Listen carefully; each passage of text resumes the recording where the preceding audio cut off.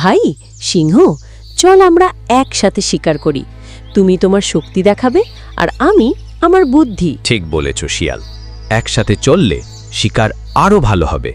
পরিকল্পনা করো, আমি প্রস্তুত। তাহলে শোনো, আমি হরিণের দৃষ্টি ঘুরিয়ে দেব, তুমি ঝাঁপিয়ে পড়ে ধরে ফেলো, ব্যাস। গর্জন দিয়ে দারুণ শুরু করি। শব্দ, দৌড়ের শব্দ, শিকার ধরার শব্দ। গর্ব করে, দেখলে আমি হরিণ ধরে ফেলেছি, এবার মাংস ভাগ করব।